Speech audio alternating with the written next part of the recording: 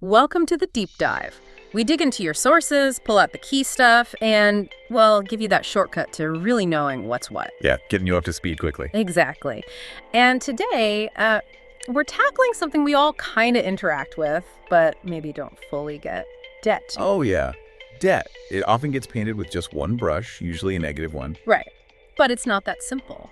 Our mission today is to unpack the truths about debt, especially how maybe even good debt can go sideways if you're not careful. And how understanding its purpose is like a strategic advantage. It's not just about owing money. Totally. We want to challenge those simple labels, show you how debt can be a tool for growth, or, the opposite. It really depends. It's interesting because, like you said, people hear debt and they often just think bad, stressful. Yeah, the default reaction. But the sources we looked at, they offer a much more nuanced view.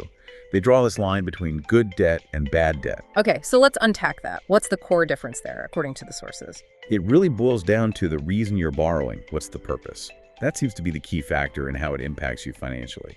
That distinction feels critical. But still, people often just lump all debt into the risky category. So what specifically makes good debt good? How do the sources define that? Well, good debt is generally framed as borrowing that helps you build wealth, maybe increase your income potential, or get an asset that's likely to appreciate. Okay, like what specifically? Think student loans. Ideally, right? An investment in your earning power down the line. Or a mortgage, which lets you own a home that, typically goes up in value over time. Right, the classic examples. Even a business loan, if it's thought through carefully and actually funds growth or generates more income, that fits the bill. So it's not just what you buy, but whether the debt itself is sort of an investment strategy? Exactly. It's debt used strategically. And these times often have lower interest rates too, which helps. They reflect that potential long-term value. That's a powerful reframe, thinking of it less as a burden and more as a strategic move. So if that's the upside, what about the other side? What are the clear signs of debt that isn't helping you grow? The bad debt. Right. So if good debt builds you up, bad debt kind of just drains your finances. Almost always, this means high interest debt.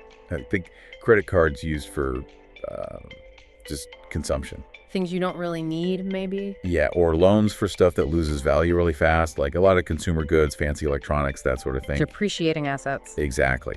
The key difference the sources highlight is whether the debt contributes to your long-term financial health or just fuels spending. Does it add to your net worth over time or subtract from it because of high interest and the item losing value? Okay, that makes sense. The purpose and the outcome are tied together. It's like borrowing for a course that boosts your career versus borrowing for a lavish holiday you can't really afford. Precisely. One is potentially building, the other's just consuming, possibly digging a hole. So, knowing this difference, how can you actively make debt work for you instead of against you? How do you leverage it properly? It really comes down to being intentional. Understanding what you're actually buying or investing in with that borrowed money. So asking the right questions before you borrow. Absolutely. Yeah. Ask yourself, is this loan going to generate more income for me?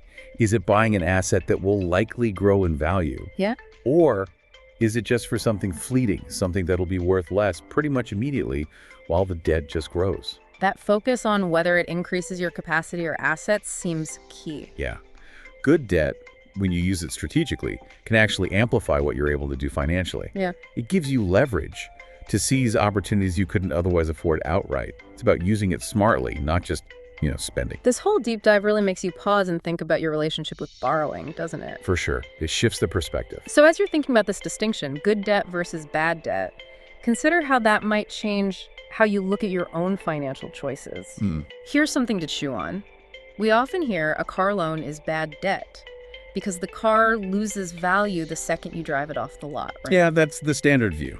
Depreciation. But what if taking out that car loan was the only way you could reliably get to a much better paying job, a job that significantly boosts your income and career trajectory long term? Interesting angle. Does that bad debt label still fit quite so neatly then? It kind of pushes you to think beyond just the item itself, doesn't it? It forces you to consider the bigger picture, the real purpose, and the long-term impact on your overall financial growth. Exactly. Something to mull over until our next deep dive.